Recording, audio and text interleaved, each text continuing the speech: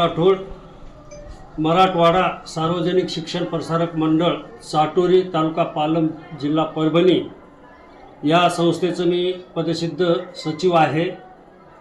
ह्या संस्थेअंतर्गत आमचे सगळे एकूण 9 युनिट चालतात। त्यामध्ये आश्रमशाळा आहे, शासकीय वसतिगृह आहेत आणि ह्या जनरल जे शिक्षण विभागातर्फे चालतात ह्या पण शाळा आहेत।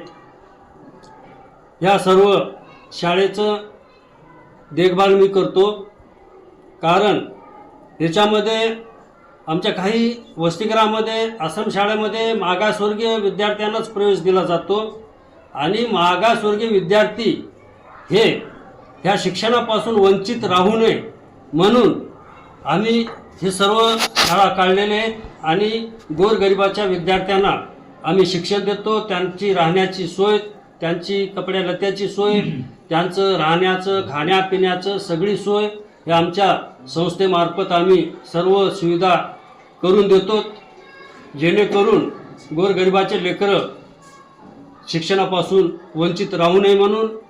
आणि चाटूरची जी शाळा आहे, चाटूरची शाळा ही जनरल शिक्षण विभागातर्फे चालते, जिल्हा परिषदतर्फे चालते। सदरील ह्या जागेसाठी आम्ही आणि आमच्या सासऱ्यानं जे आमचे संस्थेचे अध्यक्ष सन्माननीय कांतरावजी चव्हाण यांनी आमच्या बंजारा समाजाला राहण्यासाठी इथं शाळेसाठी अशी 1966ला त्यावेळेस जे तत्कालीन मुख्यमंत्री वसंतरावजी नाईक होते, नाईक साहेबांकडून ही जागा मंजूर करून घेतली।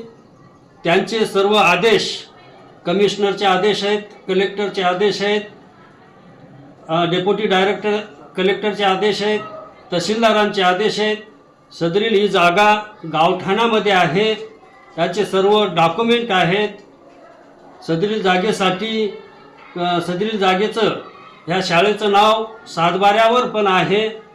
ह्याच्यामध्ये आम्ही एक नाही गृहनिर्माण सहकारी संस्था म्हणून एक सोसायटी निर्माण केली। ह्या सोसायटी अंतर्गत शाळा, मंदिर, शासकीय दवाखाने, जनावरांचे दवाखाने, बालवाडी आहे, अंगणवाडी आहे, इथं पिण्याच्या पाण्याची मोठी टाकी पण आहे आणि जवळपास 73 ते 80 लोकांना आम्ही ह्या सोसायटीमध्ये प्लॉट हस्तांतरण केलेले आहे। सर्वांना आम्ही प्लॉटचे कागदपत्र दिलेले आहेत, सर्वांना आम्ही इथं राहण्याची सगळी सुविधा झालेली आहे आणि ही सर्व जागा ग्रामपंचायतला लागलेली आहे।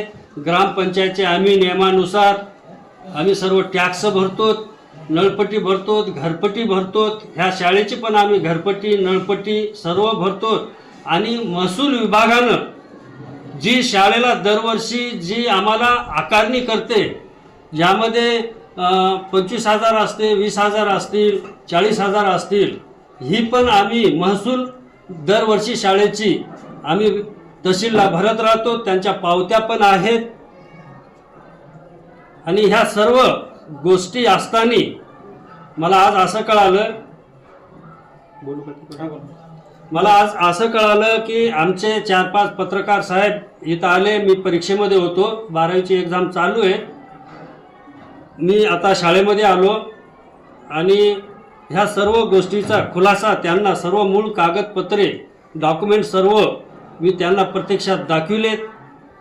तसं ह्या इथं कुठला असं फ्रॉड करून आम्ही कुठला बांधकाम केलेलं नाही आणि आम्ही ते करणार नाहीत, कारण इथं ही जनरल शाळा आहे। इथं सर्व जाती धर्माचे गोरगरिबाचे मुलं शिक्षण घेतात आणि चाटुरीमध्ये पुढील शिक्षण नसल्यामुळे, 7वीच्या पुढे शिक्षण नसल्यामुळे आम्ही इथं 12वीपर्यंत शिक्षण आणलेलं आहे।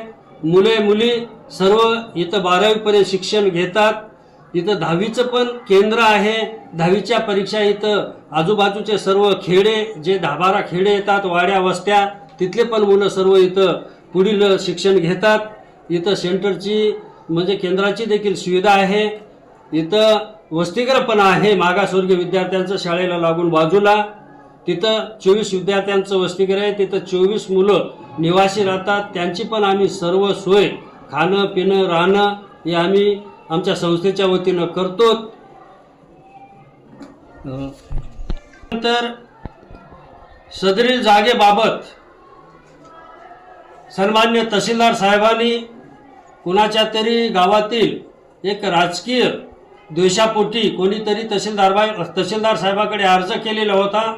त्या संदर्भामध्ये तहसीलदार साहेबांनी शाळेला आमच्या नोटीस काढलेली होती की तुम्ही अनाधिकृत बांधकाम करत आहात, सदरी शाळेचं बांधकाम थांबवा। पण विद्यार्थ्यांचं शैक्षणिक नुकसान होऊ नये म्हणून आम्ही शाळेचं बांधकाम चालू ठेवलं आणि तहसीलदार साहेबांच्या नोटिसा आम्ही स्वीकृत केल्या आणि आम्ही आमच्या पद्धतीने सर्वोच्च न्यायालय औरंगाबाद खंडपीठ येथे सदरील ह्या मॅटरविषयी आम्ही तिथे कोर्टामध्ये प्रकरण दाखल केलेले आहे। सदरील प्रकरण चालू आहे। येणारी 14 मार्च तारीख ही कोर्टातली आहे आणि आम्ही न्यायालयीन आदेशाचा मान ठेवून न्यायालयीन जे निर्णय घेईल त्या निर्णयाचा आम्ही बिलकुल मान ठेवून आम्ही असं काही हे करण्यानेच आम्ही हे शैक्षणिक संस्था आहे, गोरगरिबाचे विद्यार्थी शिकतात म्हणून आम्ही ह्या सर्व गोष्टी करत आहोत, जेणेकरून कोणाचे मुलं आमच्या इथं वरील शिक्षण घेण्यासाठी वंचित राहणार नाही। कारण इथं फक्त 7वी पर्यंत जिल्हा परिषद शाळा चालते, त्याच्या पुढे 8 ते 12 पर्यंतचं शिक्षण आम्ही आमच्या शाळेमधून संस्थेमधून देतो। म्हणून आम्ही ह्या पुढील न्यायालयीन प्रकरणाचं मान ठेवूत। त्यासाठी मी एवढं सांगू इच्छितो की ज्याही गोष्टीमध्ये आमची चूक कुठे आढळून येईल त्या ठिकाणी आम्ही शिक्षा स्वीकारण्यास तयार आहोत।